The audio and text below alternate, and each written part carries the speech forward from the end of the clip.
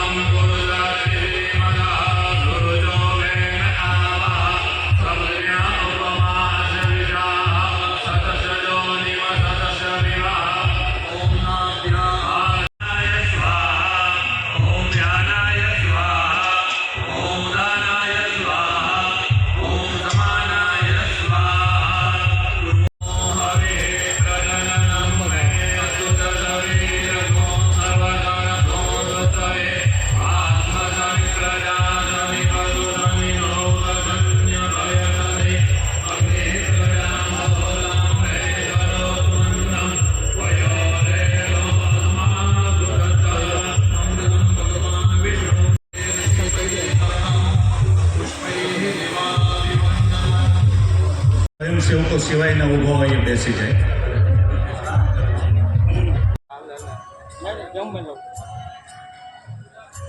ચંદ્રમા મનસો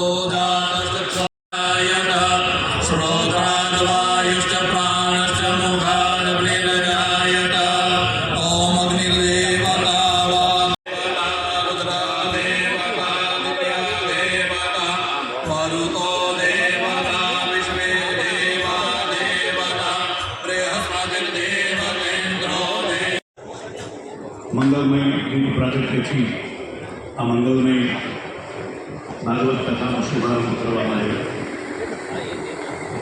પણ પરમ પૂજ્ય રામબાપુનો પ્રેમાગ્રહ અને રામબાપુના આદેશથી એ ભૂમિકામાં ઈશુબાપુ પરમ ચેતના એને પ્રેરિત કરી રહી છે અને એના સીધા વારસદાર સરળ સ્વભાવ અને મનકુટીલાઈ પરમ પૂજ્ય રામબાપુને ભાગ્યે જ આવતો અવસર એવા કુંભ મેળા દરમિયાન મહામંડલેશ્વર 1008ની એમને પદવી પ્રાપ્ત થઈ છે. તો એમને પણ આપણે સૌ પહેલાં નગાલાખા બાપાને હજી આજની તારીખથી આ 450 વર્ષથી પરંપરા છે એને ચડતું આવે એની કૃપા છે, ઠાકરની કૃપાથી આ બધું શક્ય બન્યું છે. આપણે રોજ થોડી થોડી એમની વાતો કરીશું. ખૂબ સારો અવસર મળ્યો છે. રામબાપુનો બહુ ભાવ હતો અને રામબાપુની એવી ઈચ્છા હતી કે મારે આ અત્યારે વર્તમાન સમયના સુખદેવ ની નિશ્રામાં 300 ગાયોની ગૌશાળા ચાલે છે. પોરબંદર સાંદીપની 300 ગાયો ત્યાં છે. પૂજ્યભાઈ જય ઠાકર ધણી. તમે જુઓ છો બાવળિયાલી મેન મંદિરથી અહીંયા જૂના નવા મંદિર સુધી ભવ્ય અને ભવ્ય પોથીયાત્રા અહીંયા આપણે માણી. હવે આપણે પથા મંડપમાં આવી ગયા છીએ જ્યાં ભાગવત સપ્તાહનું પરમ પૂજ્ય રમેશભાઈ બધાને સરસ મજાનું રસપાન કરાવવાના છે. મારી પાછળ તમે જુઓ છો વ્યાસપીઠ ઉપર પરમ પૂજ્ય રમેશભાઈ બેસી ગયા છે અને કથાનું જ્ઞાન ધીરે ધીરે શરૂ થાય છે. ત્યાં સુધી બને રહેજો અમારી ચેનલ સાથે, મહાદેવની મોજ સાથે. જય ઠાકર મહાદેવ. જય ઠાકર મોટા ભાઈ. એ મોટા ભાઈ ક્યાંથી આવો છો તમે? અંકલેશ્વર. અને આ ગ્રુપનું નામ શું છે આપણે? વાસંગી ગ્રુપ. અને કેટલા વ્યક્તિઓનો ગ્રુપ છે? અત્યારે 121 જણા છે. અને પ્રવૃત્તિમાં કઈ કરી આપણે ત્યાં સેવા પ્રવૃત્તિ ગમે તે કામ હોય સેવા માટે હાજર હોય અમારું વાસંગી ગ્રુપ. કેટલા વર્ષથી આપણું ગ્રુપ સક્રિય છે? છેલ્લા 8 વર્ષથી. અને બાવળિયાળીમાં કેટલા ટાઈમથી આપણે સેવા કી પ્રવૃત્તિ? બાવળિયાળી ત્રીજી વાર સેવા દેવા આવ્યા છે. બે આઠમમાં. દર આઠમે આવો છો તમે? હા, બે આઠમ થી જ આવીએ છીએ. અને આ બધું ગ્રુપ આપણું એક જ કોલ કરે બધા ભેગા થઈ જાય? એક મિસ કોલ માર્યો તો બધા ભેગા. સરસ સરસ. હવે એક હારે તમારે ઠાકર બાપાની જય બોલી નાખવાની છે.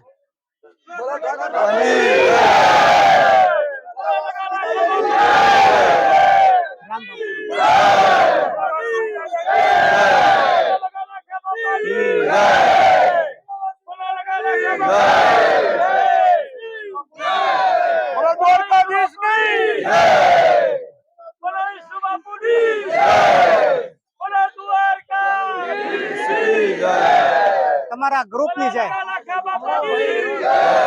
આપણા માતા પિતાની બોલો.